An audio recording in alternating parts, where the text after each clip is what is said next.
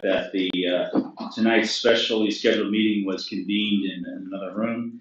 We called the council to order, and Councilor Isbell and Klein are not present. So we will pick up where we left off.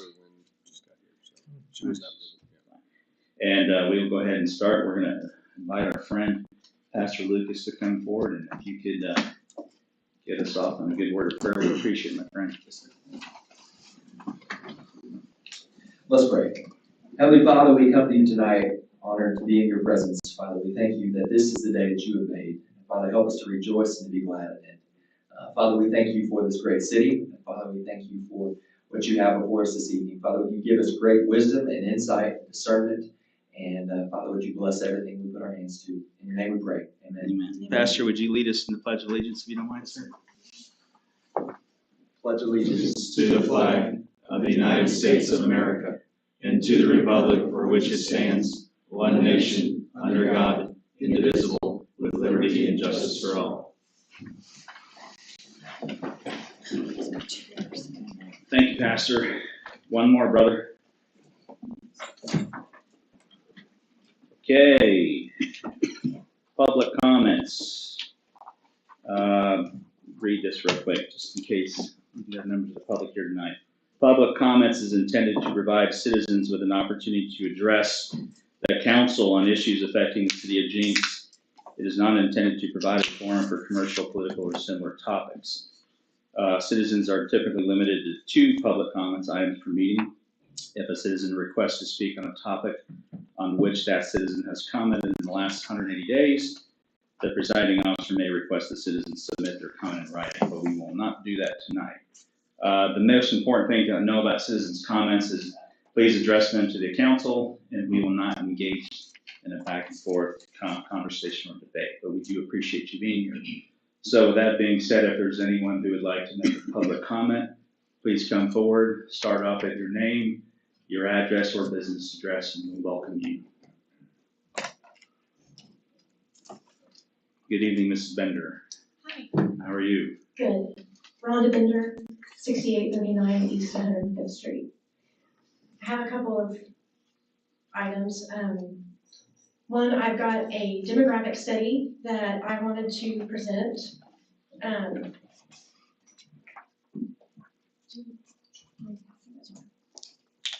So I've been asking for a demographic study, and I actually found one on your website under Elevate Jinx. And I just wanted to present it because it shows a population of 25,949 people with 7,588 households represented. And as that, I'm just not going to waste time on the study, but on the results of it. Basically, it shows that the items that we have the most supply of are the items that we are increasing in the UDO. So, for example, the leakage factor that citizens go to other cities to purchase, the lowest leakage factor are the food and beverage stores, food services and drinking places, health and personal care, and clothing and general merchandise. And the things that we have the biggest leakage factor of 80%, between 46 and 80% about, are motor vehicle and part dealers, furniture and home furnishings, electronics and appliance stores, building materials, garden equipment, and supply stores, and gasoline stations, to name a few. So I just wanted you to have that when you're taking a look at the UDO and the new zoning, and what we're writing out of our zoning are the things that people are spending their money elsewhere for the city of Jinx. And those tax dollars could be coming here if we left the zoning alone and allow people to continue to have the uses that they paid for when they bought the land. And then, so my next thing is, I have a question, if I could get an answer from each of you. Did any of you personally, or as a collective group, tell Marseille Hilton or any city employee to not meet with me in person? Kevin Short? Well, by definition, this is not a discussion. So if you'd like to, you can email us indirectly. You can ask that question. This is legally, and this is not my decision. This is not a debate. It's not even a discussion by law. If this were on the agenda, we would have you come back, and we would just, matter of fact, this would be a good Potentially good question for April 5th, but you're entitled to ask it. You won't get an answer from us tonight. Okay, but April 5th? Potentially, yeah. Okay, can I hand out one more? Yes, you may, of course. Just so you're aware of the piece of land I'm talking about, it's across from Louis on the corner that coming over the bridge. I'm gonna ask this question and see if I can get the answer. Have any of you personally talked to a potential buyer and told them to not purchase this piece of land? Kaylin? Well, We can't we answer. can't answer questions in a public comment. Okay, We have legal exposure here, and no. Is anybody a lawyer? No, none of us are. Okay. So we're going to follow our own rules by state statute. okay, You're entitled to ask any question you want. That's probably a good question to ask via email. okay, We're going to be limited on time, probably on April 5th, because I'm expecting a packed house. So I would hope that the questions are ones that get you to make us maybe see your side of the argument as opposed to who had discussions, but we can get there on April 5th. well, I've been doing that with the planning commission. Okay. Okay, my last item is a memorandum, and it's a comprehensive plan alignment document after coming through every document that I can get my hand on. This is the only document that I found so far that has anything about rezone. It was dated November 16th of 2020, and I can send this via email, but it's the comprehensive plan alignment. And number 34 states that the rezone was looked at as only an upzone. End of discussion. And so I just wanted you to also consider that in rezoning people's property. That hasn't been looked at either, as well as the demographic study. So I just wanted to get it on record. Good. Thank you. All right. If you want to submit that as an exhibit, if you Sure. can email it to the Marseille Hilton, and she can make sure we get copies of it prior to April 5th. Okay. Thank you for your time. Thank you.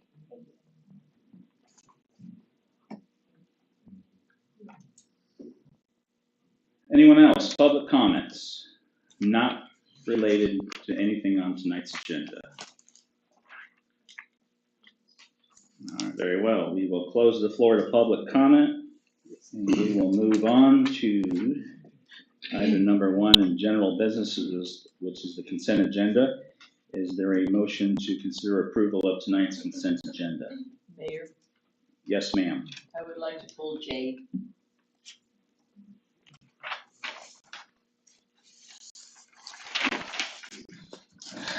Okay, did you guys not have this discussion already? No, I didn't talk to you. Okay. We're not going to pull J tonight. J will be voted on this evening for the sake of having order on April 5th. But I just have a question. why don't we go ahead and entertain your question, and go ahead. Since it was in our packet, because I tried to go through it to see if there was any changes from what was in our packet versus what Teresa emailed to us. And I kept trying to line the item back and forth, and I decided, I'll just ask her. No, I sent you the exact same thing I submitted to Brandon for the agenda, so they should be the same. They should be exactly the same. Okay, I actually forwarded you the same documents I sent to Brandon for the okay, agenda. because usually like that, I make an assumption that something's been changed, but I couldn't get one item. So we're good? Okay. Can we have a motion to approve item number 1, the consent agenda? Second. I'm sorry, who made the motion? Somebody. Okay, we need a motion. To approve the consent agenda as presented. Okay, we have a proper motion and a second for item number 1. Let's vote, please. Short, Yes. Caitlin, Yes, Murray, Yes. Bojang, Yes. Mayor Box. Yes.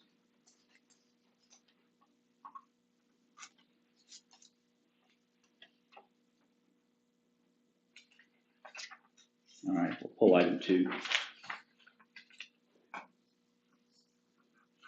Item 3, Jinx zoning 2-2, planned unit development 132, request by Ryan McCarty to establish a new boundary rezone a new parcel and add the PUD overlay for office, warehouse, and other uses.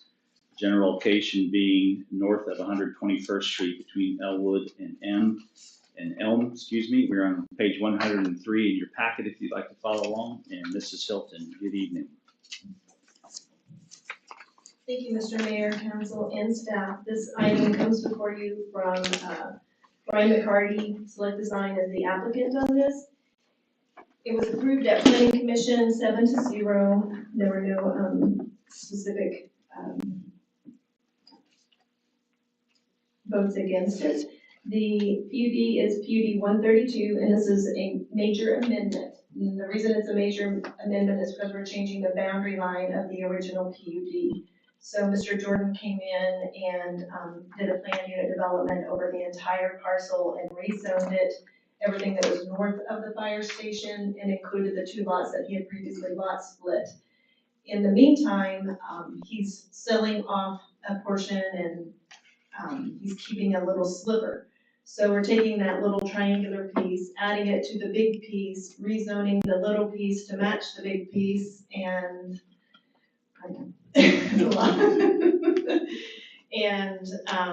moving forward. So the proposed new land area is now identified as Development Area C3, and it will follow the guidelines of Development Area C, which was already previously approved in the planned unit development. Let's see, if you look on page 104, kind of goes to the chart, and we've talked about multiple times how the new UDO is not apples to apples when you're looking at use units, and just because something was or was not allowed previously doesn't mean that it's not allowed now. It just, in most cases, looks different. So you can see that off-street parking was a use unit previously. It is no longer a use unit in the new UDO. It's a use standard. Previously, use unit 12 would say eating places and other drive-ins, and use unit 13, convenience, goods, and services, and then it would list multiple things underneath it. And now that would just be general retail, general services, with a brewery and coffee shop, etc. So that kind of explains that. On page 105, it kind of, you start looking at the different development areas. Development area B is 5.7% of the development. Development area C is 8.339 acres, 37% of the development. Development area D, 16.9%, and development area E, which is dedicated to open space, is 34% of the development. One of the big things moving forward when we rezone a property, planning is required, and this one is no different. So one of the recommendations and requirements is planning, and then of course getting a clean copy of the PUD. And as you all know, and I know I'm preaching to the choir, but I'll go ahead and state that just because you get a project approved doesn't mean that you automatically get to build it, because you still have to meet all the engineering requirements, all the federal and state requirements. And then if public safety, fire department, or anything, building codes have any additional requirements, that is on top of your approval for your zoning. Starting on page 108 is the actual PUD. I have a site plan on page 115, and it's a pretty good illustration. I'll just kind of hold it up, but it shows that triangular piece that we're adding. So this is to the west of the fire station and south of the storage units that currently exist.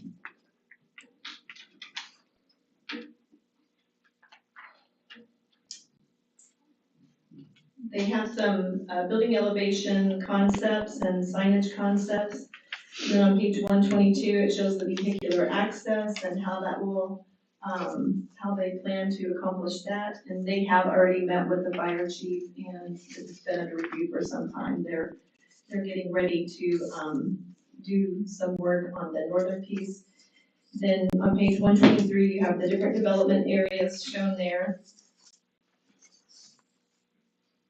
One of the things, originally we couldn't decide on what the private garages would, or that's what we settled on, just private garage instead of man cave or she shed. Because the idea was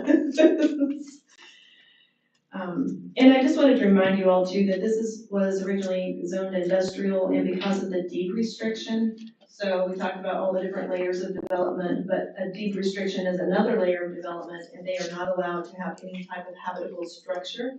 The deed says it, the PUD says it, and the plat will say it, and it will be enforceable by the city of Jinx. They have omitted in all development areas sexually oriented businesses and medical marijuana uses. You see on page 133, that's the actual piece that was added, and then we have a sketch plat. So do you have any additional questions? Maybe something I haven't answered or covered? If you look on the first paragraph, Do you have a page number? just on page 1, where you're on the second paragraph, we lived in garage condos, but if you look in on 110, you struck out garage condos and put in private garages. So don't they need to match? For the staff report, it would have been better if I had matched it, yes. But it wouldn't, the PUD document will be the guiding document, not my staff report. But I'll make sure that it does say the correct thing. You're good catch, I did not catch that. Well, it's in red, that's all. Yeah. Thank you. I'll make a note of that. Where is the list of the uses that the applicant removed? You just said it a minute ago. Oh, there it is. Okay. Thank you, sir. Okay. Thank you, Mrs. Hilton. Any questions for Mrs. Hilton? All right, very well. Is there a motion? Would anybody make a motion to approve item 3, JZ 22 PUD 132? Make a motion, we approve it. Second. We have a proper motion and second for item 3. Let's vote, please. Short? Yes. Caitlin? Yes. Murray? Yes. OJ? Yes. Mayor Box? Yes. Item 4 is ordinance number 1576, related to JZ 22 PUD 132, establishing a new boundary, rezoning a new parcel, and adding the PUD overlay for office, warehouse, and other uses. Page 141. Same related to item 3. Make a motion to approve. Second. We have a proper motion and second for item 4. Let's vote, please.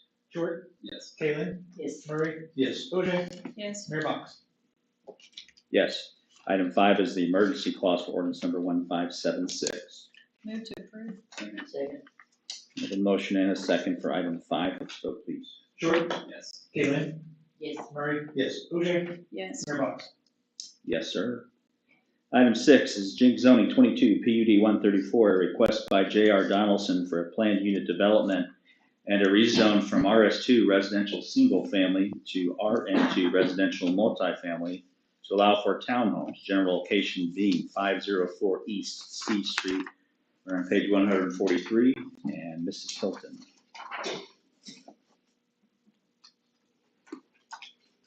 Thank you, Mayor Box, council, and staff. This is a second townhome project in the downtown. In the last few months, it is the same applicant, same builder group. They're calling it PUD, or I'm calling it JZ 20. Oh, shoot, that's the wrong one. Should be 22. There's an error on the first page. C Street Gardens. So it was approved at Planning Commission on March the 3rd. There was discussion from the Planning Commission and with the applicant about sidewalks, noting that there's a bus stop in that general area, and looking at traffic safety and discussion of the alley. And presently, when the apartments, the 523 apartments were built, it was required that they build a fence to block the alley so that traffic did not go through there as a bypass, and maybe cause other traffic hazards. It's also discussed during that meeting that from the fire department, they would prefer that be open, especially with the redevelopment of other lots, and that the goal of the city is to have all alleys that have not been properly vacated available for public use, especially for as we move forward with redevelopment, really looking at public safety and making sure that the fire department has access through our alleys to get to the different the backsides of all of these projects. So this is a townhome project, and it's east of the Jinx High School. There were two people who came to the public hearing. One person signed up, and they both signed up, I believe, and one person spoke. The general location is the southeast corner of 5th and C, or 323 North 5th Street. And they're asking for, the comp plan says high intensity single family. On page 144, we have the development standards, and these were standards that were updated from RS2 to RS3. So when I made my presentation at Planning Commission, I included the RS2, but the property is actually zoned RS3, so I did update that. So if you were looking at the two staff reports, that is a difference from the original one. So straight zoning of an RS3 currently would be a 65-foot lot, and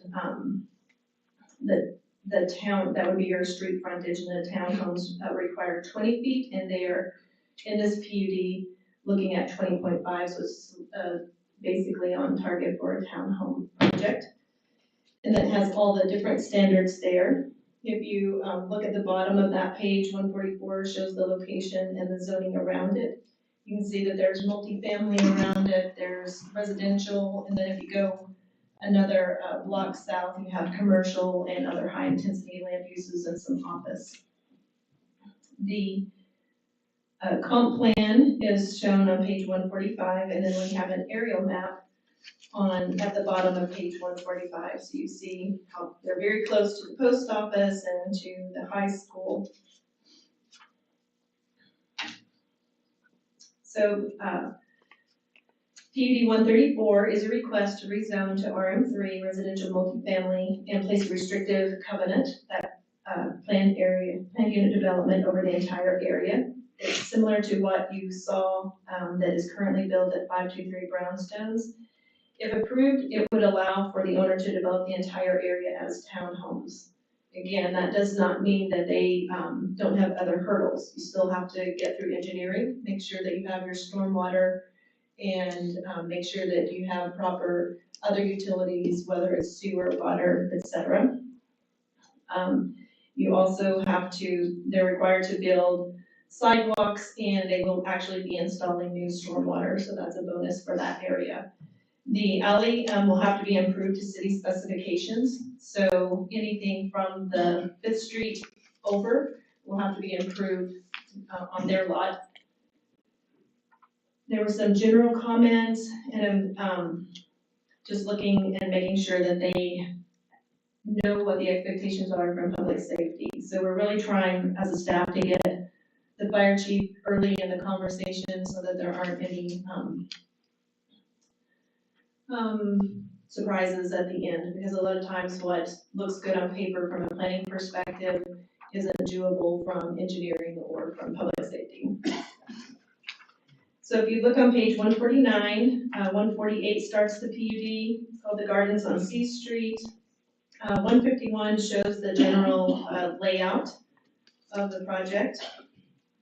There is parking along 5th Street and in the alley. Then if you look on page 153, you see the original plat of Jinx Town. I always love to see that plat. You have a site plan on the next pages, and on page 157, this is a sample of what the units would look like. So then that's a similar chart that you saw earlier.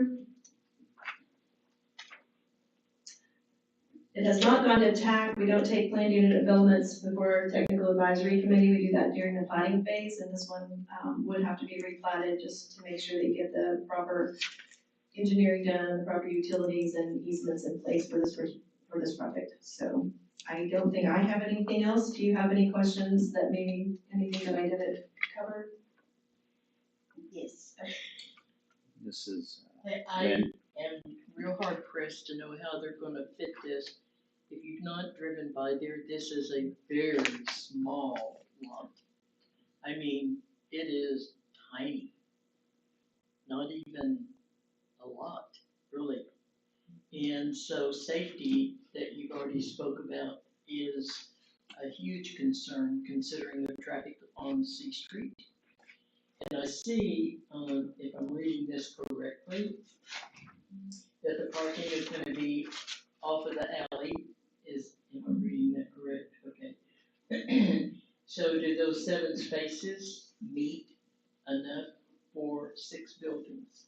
Only if they have the parking along Fifth as well. See, that's the problem.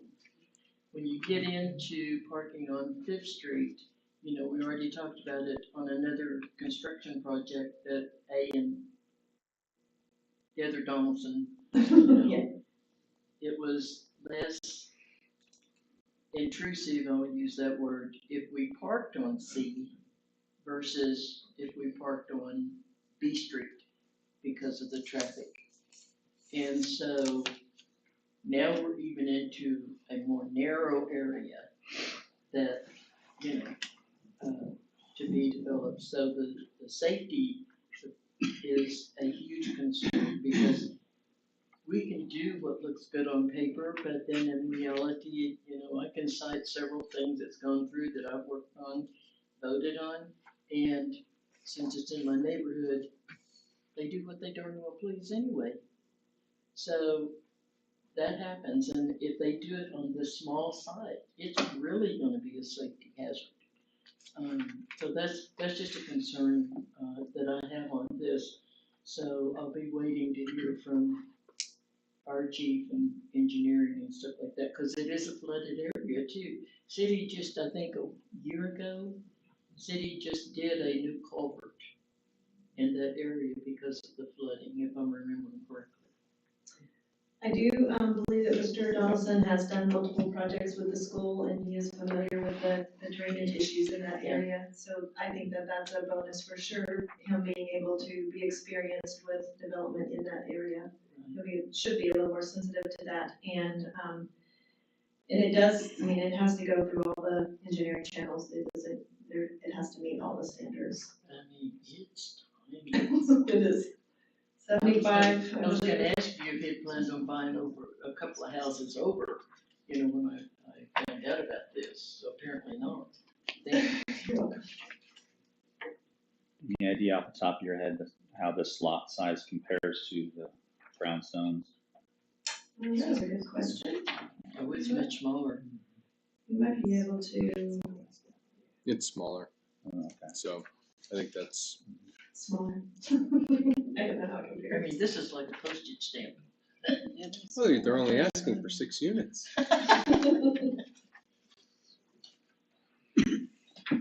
Thank you, Mrs. Hilton. Any more questions from the council? Ms. Hilton, so, on the PUD, I'm on page 144. The livability space is 400, is that 400 square feet per unit? Is that what that means? Yes. So these are pretty Tiny. small inhabitants. Anyway, Well, that's the minimum for the code, right? That's It not, meets the RM2, which is what they're asking for. yeah, so the minimum is 400. Yeah. Okay, Yeah. Okay, I don't think we know what the I mean, floor they're- plans look like. thanks for that clarification. That's a postage stamp. it's right across from the Jinx Early Learning Center. Very well. Any more questions for Mrs. Hilton? Thank you, Mrs. Hilton. If not, we can ask for a motion to approve item number 6. If you're so inclined. I move to approve, but are we changing this case number to JZ22? It's correct in the agenda. It's just incorrect in the on staff report? staff Okay. reports. So as long as the official document, I'm good. Okay.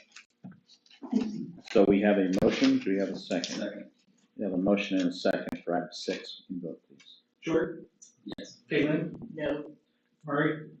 Yes. OJ? Yes, Mayor Box? Yes.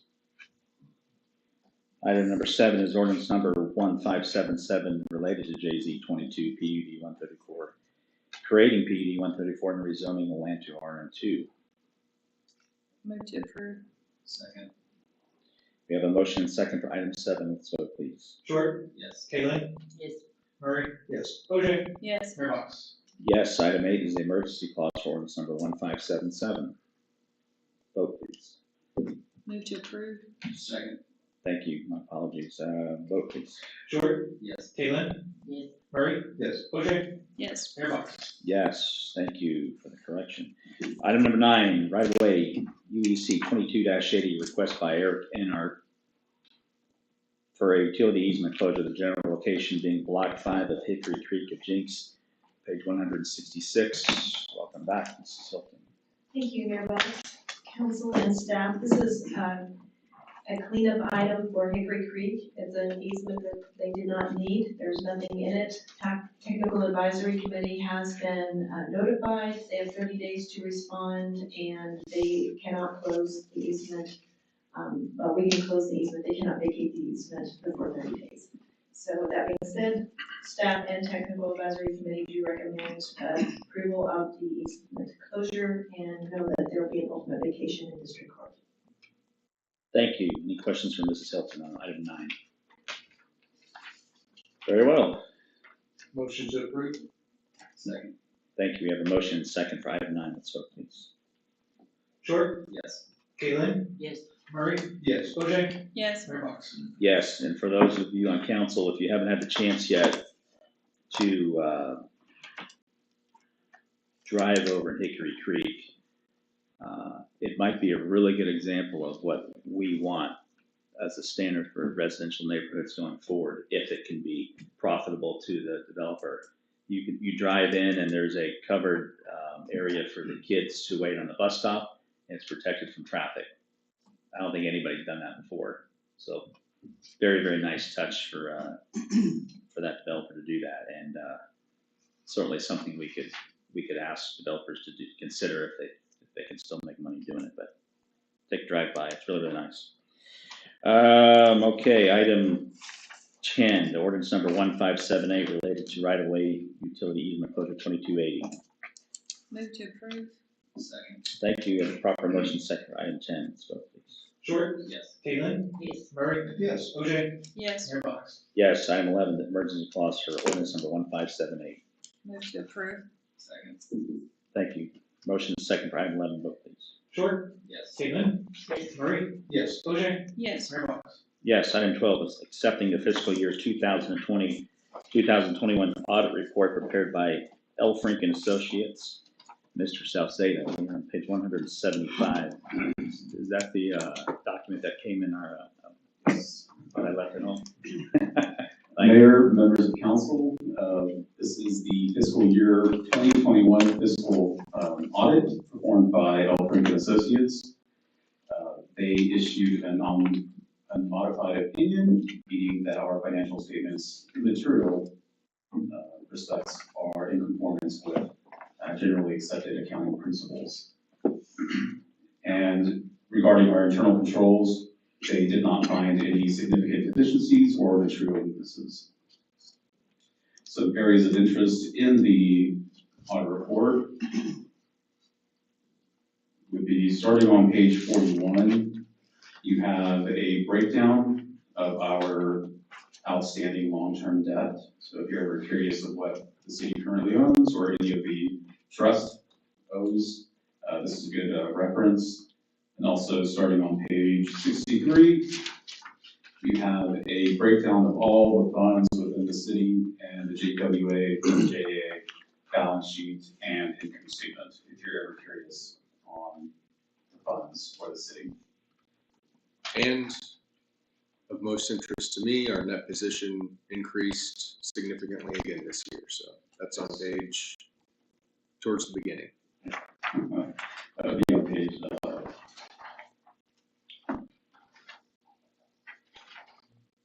15. 15 is the statement of net position, which is essentially our balance sheet. And then page 16 of the report is our statement of activities, which is essentially our income statement. Any questions? Any questions for Mr. Salceda?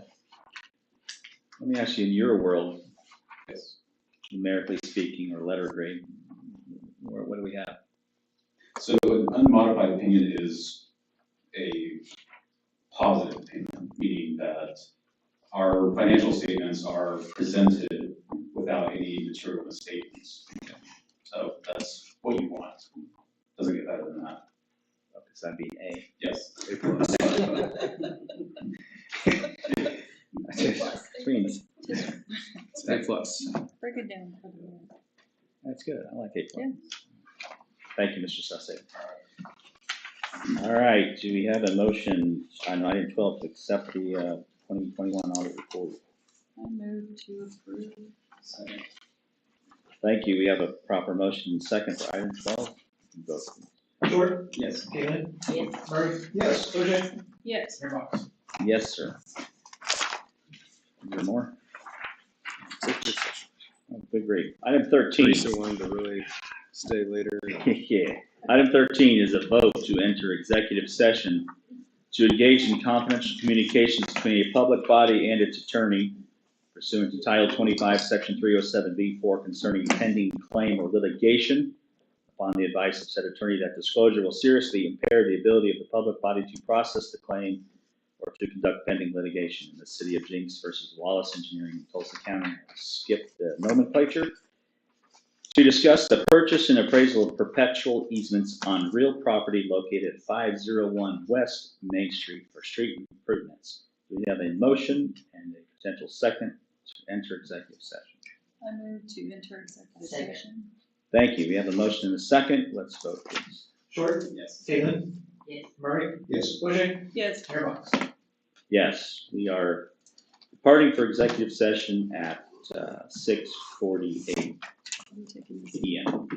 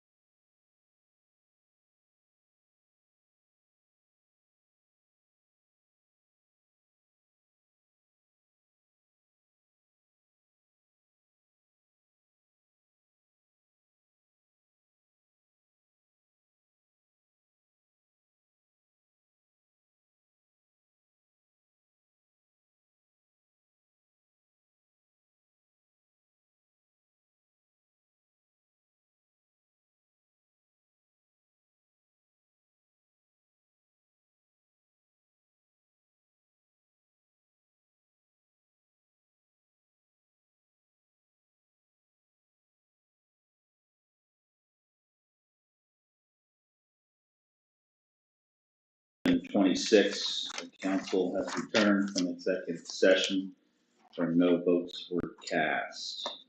We are currently looking at item number 14, which is resolution number 760, authorizing the litigation of Tulsa County case number CJ 2021-580. 178. Any further comments, Mrs. Nolan? Not from me. Any last questions from the council? Very well, we can entertain a motion for 14. Move to approve. Second. Thank you. Motion second, so please. Short, Yes. Caitlin, Yes. Murray, Yes. OJ, Yes. Mayor Box. Yes. Moving on to other business, city manager report, Mr. Shroud. Mayor and all members of council, I passed out the report, a hard copy. Sales and use tax collections, overall collections received in March total $930,000. That's a 7.5% increase compared to the same month last year. Sales tax was up 8% and use tax was up about 5.5%.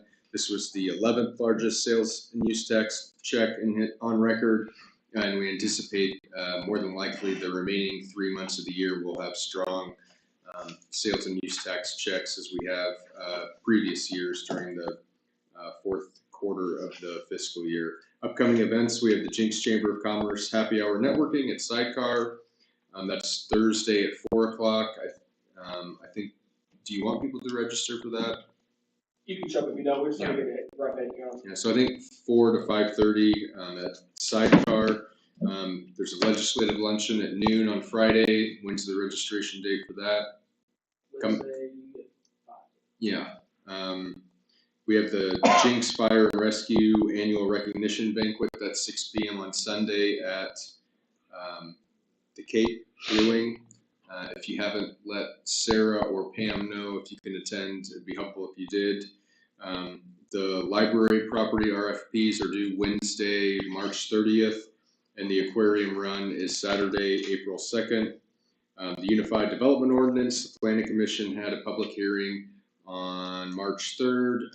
The UDO is unanimously approved. Some of the speakers, or some of the topics that the speakers brought up were the requirement for new buildings to be 2 stories and no office uses on the first floor in the downtown core.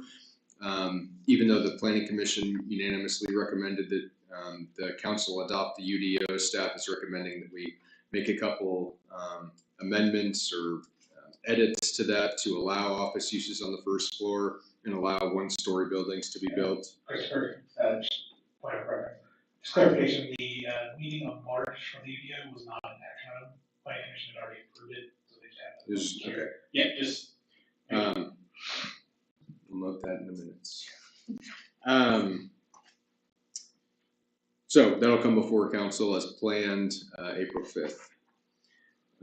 Street improvement projects, staff met with one of the 3 owners of the River District property earlier this month on March 4th to discuss the hopefully kind of the final conceptual alignment of the extension of 106th. I think he agreed. We sent it to another member of the ownership group. We're waiting to hear feedback, I think. I don't think we've heard anything. Once we do, we'll go ahead and instruct our consulting engineer to kind of move forward on that. Main Street, obviously, we hope to finalize the right-of-way acquisition process, hopefully within this month.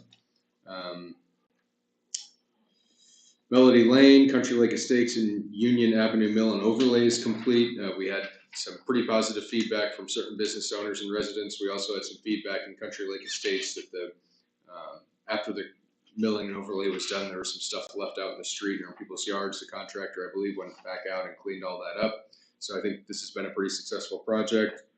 Thank you to Chris for working on that and also being flexible with some of the business owners that had specific requests. Obviously, they were very thankful. And we need to set up a meeting, I think, to talk about golf carts and ATVs on sidewalks and city streets. It's something that comes up over and over and over the years. And it kind of comes up, goes away, comes up, goes away. And I think that Councilor Short had requested that we at least meet with some other members of council to discuss what their experience is with it and what we can potentially do with an ordinance. I know Teresa has worked with the police department on coming up with an ordinance, so we have a draft. We just kind of need to see, do we think this is going to work? And hopefully we can meet within the next week to talk about that. We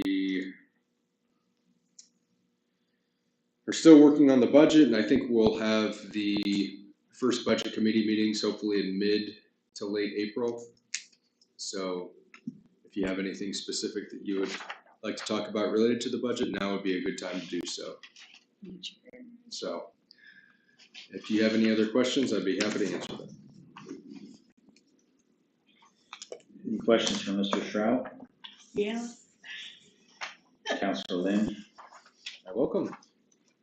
Golf carts on the sidewalks? I have never seen a golf cart on the Jinx sidewalk. I'm talking about town. I'm not talking about out. Yeah. Come on down south, Councilor. They're everywhere. I mean, I'm like, Kids, little kids driving them, with a bunch of other little kids and pulling kids on wagons. I had a with those green suckers, The gators? the scooters. Scooters, yeah. Well, this is a lot more intrusive than those. Yeah. I was like, what? Yeah. Well, I do look forward to that meeting and having that conversation with our residents, because it is a fairly contentious point of view. And I think being able to talk this out in the task force type environment, I think people will have the opportunity to express both their concerns and their challenges and their issues. And I think we can get this resolved and create an ordinance that's fair, balanced, maintains the public safety aspect of this versus frankly, they are street legal. So, that's the complaint that, hey, it's street legal.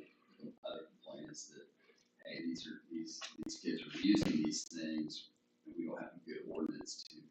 And I do want to commend the police department in the instance that I was notified, I think the police department did a spectacular, from what I understand and from what I've heard, they did a great job in keeping this potentially volatile situation under control, and just notified the residents that, hey, let's kind of keep this under control and not have these golf carts going all over the streets, because they do pose a public safety hazard. As a car, you might not see them, and that can be very bad. So anyway, I wanted to shout out the police department.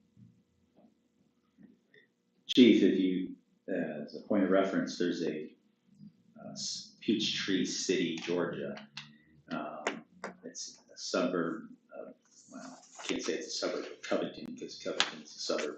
Peachtree City, Georgia. I go there every year, and it is a golf cart community. So if you want to reach out to the chief and see if you could figure out how they kind of wrangle that problem. If you're in a car, you're kind of in the minority.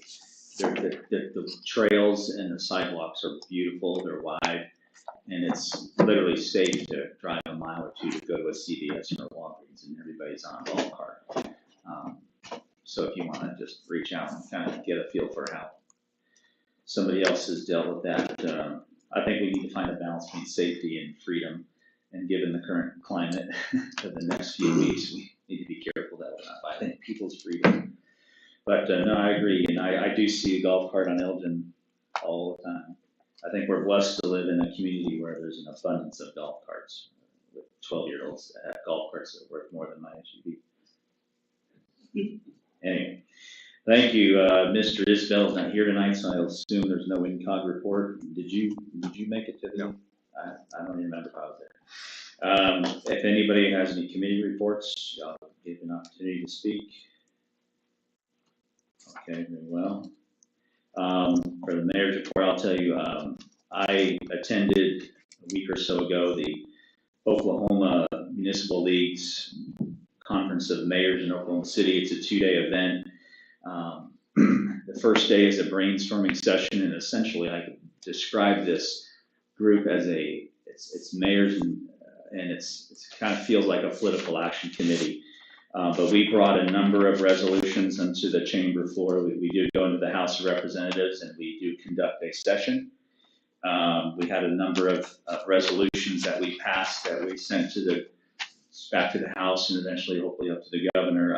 But the one of most importance, I think, to us and I don't want to beat the medical marijuana thing to death, but, you know, that industry is probably headed for some significant regulation, and I don't find too many people that are not in favor of regulating that industry to some extent, to include the inability of, how do I do this politically correct? Allowing non-U.S. residents to come into the state of Oklahoma and purchase property. You guys probably heard something about that on the news. We also discussed the ability for the potential for firearms to be legally carried in municipal buildings. I was absent from most of that debate. I think to some extent it includes the ability for licensed code enforcement officers to carry firearms. And I think the crux of the debate is that if Mr. Seth, as an example, is legally licensed to carry a firearm and he goes through all the appropriate training, why does he leave his firearm in the car? And why can't he bring it into the municipal city building when he can carry it to research and everywhere else? So there's people pursuing that legislation, and if we get an update, I'll let you know.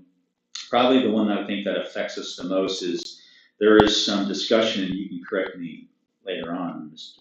Driscoll, if I'm wrong, but there is some discussion out there and a group of people that are considering eliminating the grocery tax. So the tax on groceries, and it sounds great on the surface to get rid of all taxes, but I remember 2 years before I ran for office, I went to the Jinx Leadership Academy, and somebody told me, I think it may have been Mike Tinker, that our single greatest source of sales tax revenue was research. And I don't even know if that's possibly true anymore, but obviously, you know, with the research and Walmart and potential grocery stores, there's a tax that sales tax that JOCO flows back into City Hall. As a compromise, not too many of the mayors wanted to see the elimination of the grocery tax, but as a compromise, we looked at the tax itself, and let's just say, for example, theoretically, for every dollar spent, you would pay 8.27 cents in tax. Well, that 8.27 pennies is actually broken out into many smaller segments of pennies. And we asked for the governor and the House to consider, allow us to keep our penny. You can give away everyone else's penny, but let us keep our penny out of that 8.7, whatever that number was. And that is the resolution that we passed, that let municipalities keep their piece of the sales tax collection. And if the state of Oklahoma wants to forego their cut, then they certainly can. So that was a pretty significant debate, and I think that was probably the one we spent the most time on. So we'll kind of see how that goes. And along those lines, Mr. Sims and Mrs. Dills and Senator Rogers, is he coming on Friday? His wife just had the baby. Yeah, I know, so I wasn't quite sure, but this is an opportunity. I would encourage you to read Fred Jordan's updates, because I think Fred's kind of in tune with what, as somebody that works on our behalf, he's kind of in tune with legislation that has an immediate impact on us. So if you ever get a chance to read his updates, please do.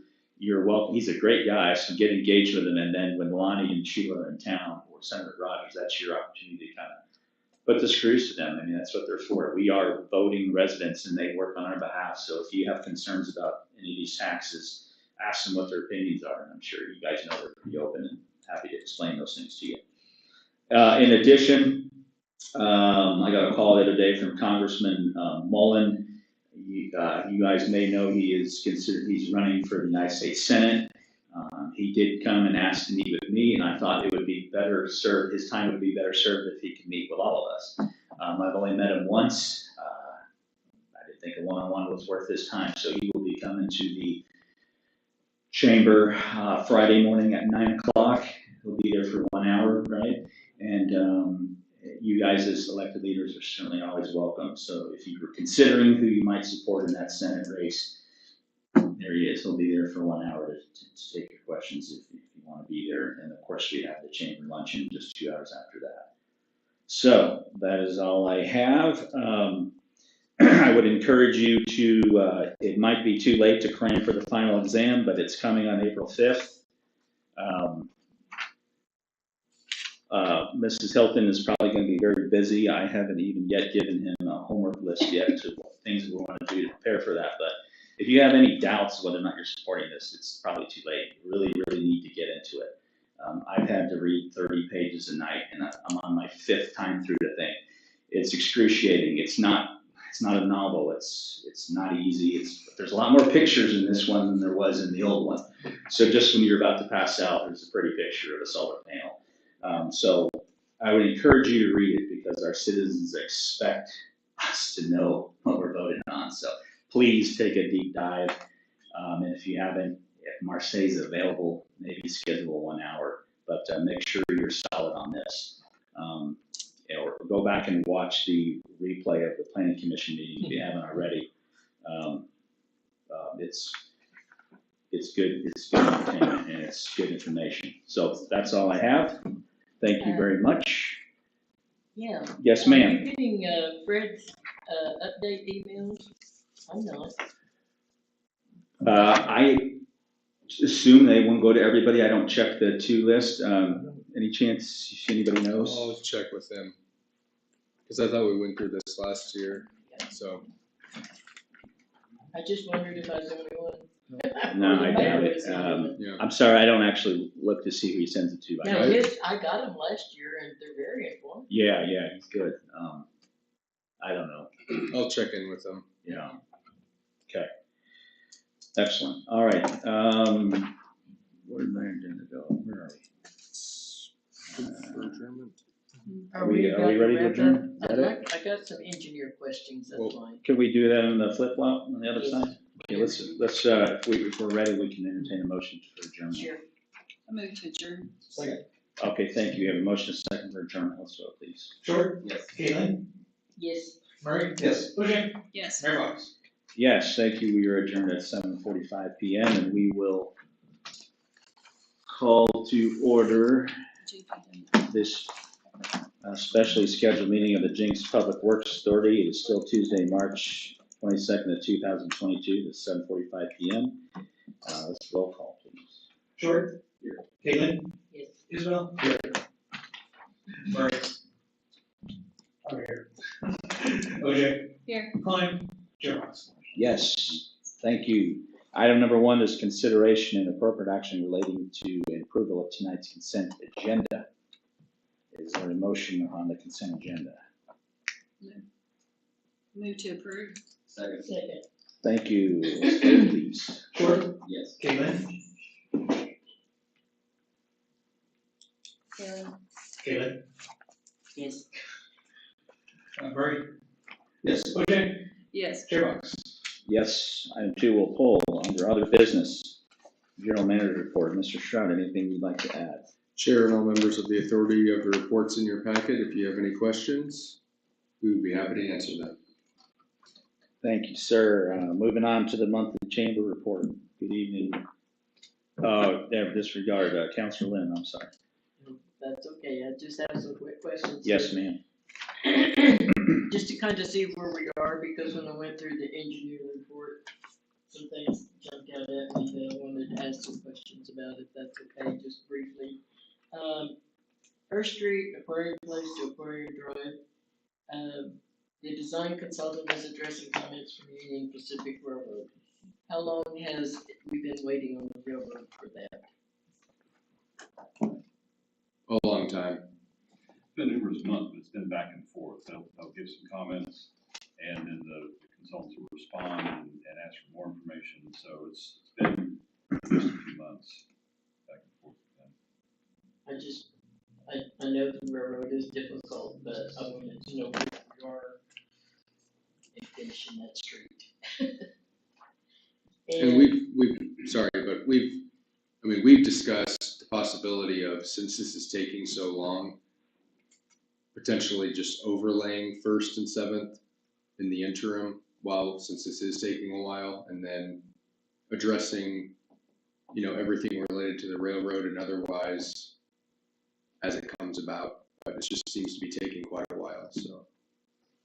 Yeah, street's terrible. Anyway, and 7th Street was my second question on where are we with 7th Street? you know, and I read something about it.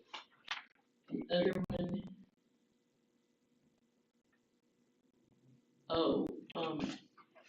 I've been working on reading through the master transportation, and I saw here where TEC is finishing final report from input from staff's review. Would you share some of that with us? I haven't provided much input on that, so, I mean, you have to remember, this will come before council. This will Well, I be presented, understand, but yeah. before we get to that point, what has some discussions been? I'm just asking a question. Where are we? What are we reading from? And previously, I met with Councilor Lynn, and she had some questions about the report and what it was, and I just expressed that generally what the transportation master plan is, it's a consultant looking at our daily traffic counts, looking at the crash data that we've had over the last 3 years, and looking at the areas around town where we're expecting different levels of growth. And based on those things, they're providing recommendations on future roadway constructions, how wide should we make our major streets, and just really focus on the major streets, not the neighborhood streets or collectors, so to speak. But they're giving their recommendations on intersection improvements and roadway improvements, which one should come first based on where the different street sections are located, the intersections are located, as well as the traffic signals and what our current level of technology and equipment is that we have now and what it should go to. So that's really what the master plan was about. So I went ahead and printed off a copy in the draft form for Councilor Lynn, and she's been looking at that. As far as when we had a meeting with them, really all we talked about on kind of polishing it up a little bit was adding in a few tables that would kind of sum up some of the things, so we didn't have to look through some of the appendices and really get the information into a more organized fashion. We kind of talked with them a little bit about, because we're getting ready to engage a consultant to do design work on Elwood on 111th to 121st and from 91st to 96th. And they had some recommendations in there about how many lanes we should have on those roadway sections. And so that's going to go into our request for statements of qualifications and request for proposals to consultants. Looking at that, we need to tell them, well, these are the things that the master plan has put together. They're recommending a minimum level of service, and we're kind of questioning that. Looking at all the other street projects that are in that area, where Tulsa County is doing 121st Street, and they're making that 4-lane. We're doing Elm Street, and that's a 5-lane.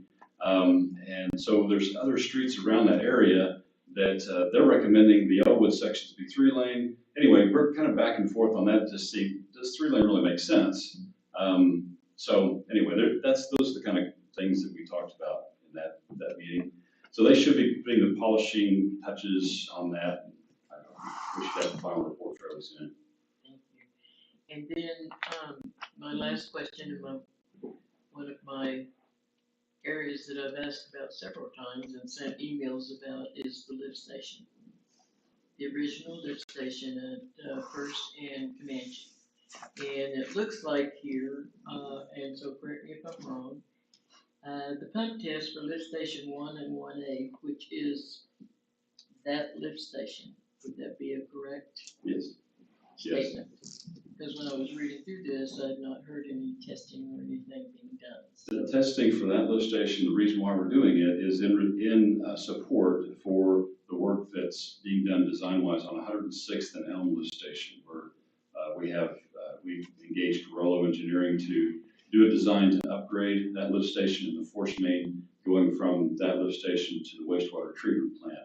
And one of the things that we're considering is different ways of routing the force mains that are coming out of 11A, and the future outlet wall will also have a lift station that will feed down into that same area. And so we're looking at options on if we were to route the force main from 11A into the force main for the new 106th and Elm lift station, what kind of pumping actual performance do those pumps have?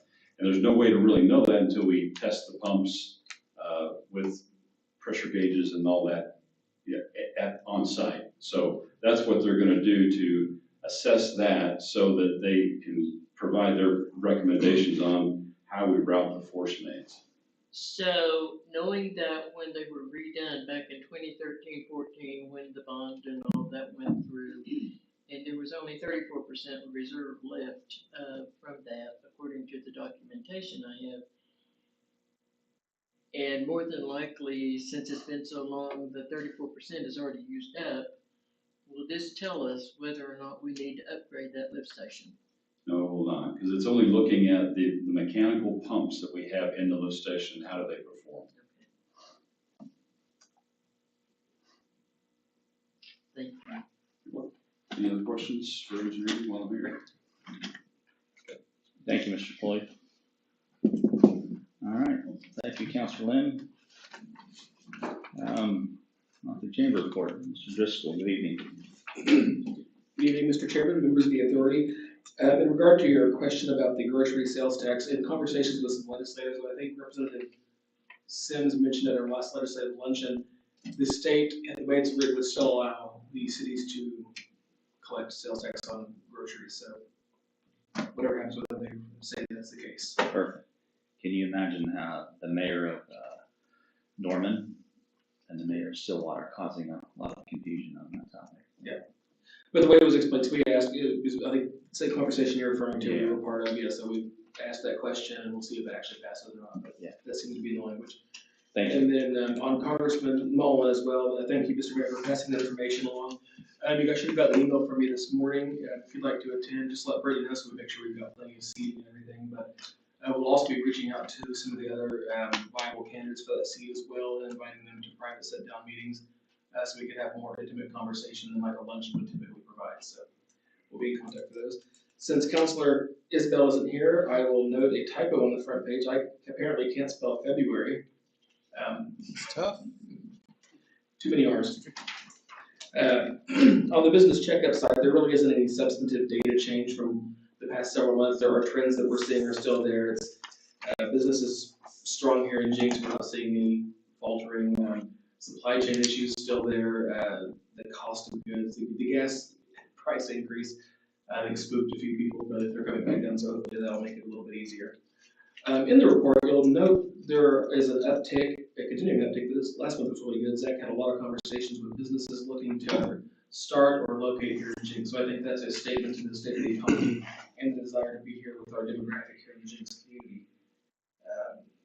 Yeah, we also, was I in the Young Professionals webinar, or was it just you? One or both of us was in the webinar, I don't remember now. But the notes that from that were, referring to things people are looking for a dynamic workplace. And those are conversations we have with our businesses a lot. And then making sure that our community is a place, people want to spend time. And that's where things like the aquarium, Hatch, and Sidecar play a big role. And downtown, of course, is a very, very big piece of that. Let's see. The rest of this is kind of some of that.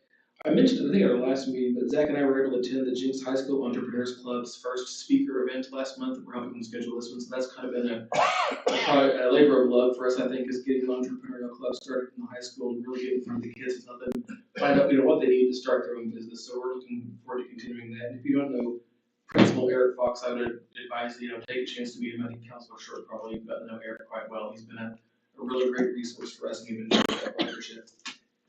Looking forward, Chris stole some of my thunder on upcoming events, but I think I still have a few more I can reference. You can say it again, remind me. Yes, as a reminder, tomorrow at our Women in Business lunch, we will have it's called Daring. We're going to have a storm chaser, a Jinx firefighter, and of course Melissa Brown from the police department. So we're really looking forward to that event. See, I didn't bring that one up because registration is closed, but Brittany's not here to yell at me. We can probably squeeze in a few more. We'll just take away her sandwich, it's fine.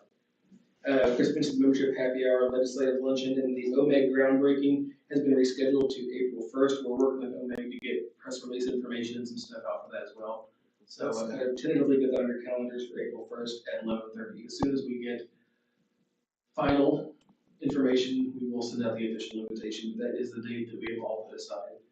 And then we met yesterday with the aquarium. We began planning for Shark Wahoma 2022, and after a catastrophic flood, a pandemic, another pandemic, and we're really hoping this is the year that we don't have any major distractions from it, barring potential World War III. Yeah, that'd be the first year. The event on Thursday at Sidecar, is that one of those 40 and under things, or? is that- 45 and under, we changed it for Craig Bowman several years ago. Isn't this a, Oh, this is happy. no, this is, yeah, this is for Yeah, everybody. this is everybody, yeah. Oh, He was just trying to exclude, Yeah. Me, he was trying to explain. no, this is see, I'm trying to help you. Yeah, this is, Josh. this is open for all ages are welcome, 21 and up, 21 and up. Oh, 45 minutes. 45. and there's a ribbon cutting for 15 years. Hatch on Friday, right? I knew it's Thursday. See, Ribbon I cutting. should have been the one giving you. You should have been the one doing it. Well, when we did the report, we didn't have some of these dates solidified, so I'm looking at my calendar now. There is a ribbon cutting Thursday morning at 11:30. 11:30 Thursday for Hatch. And then there is another one next week, and this is in the newsletter as well. An acupuncture, COSA acupuncture here in town at 11:30 on Tuesday, and that's 531 East A Street. And then, I think, oh, this is interesting, we're actually, the Jinx Rotary Club has been looking for a place to host their meetings, they've had some issues with space and costs, so we're actually we're doing kind of on a trial basis to see how it works out, everybody hosts their, monthly and twice a month meetings at our office space and see how that works out for them, so that'll be. How many attendance did they have on average? It's usually a smaller group. Yeah. I want to say it was 20 and less. Okay. But with that, I think that is all. Are we still tracking for the 30th? It is still on my calendar, and no one has told me any differently. All right. Okay. Anything else? That's all I have for now. So you have Thank questions? you very much. Thank you. Shoot, might as well get a board of adjustment update while you're here. Have you guys met lately? Nope. Good. That means there's no adjustments. It's a good thing. Anything else from you, sir? No. Motion to adjourn. All right, thank you. We have a motion and a second for adjournment. So, please. Short, Caitlin, Yes. Murray, Yes. Bojang, Yes. Chair Box. Yes.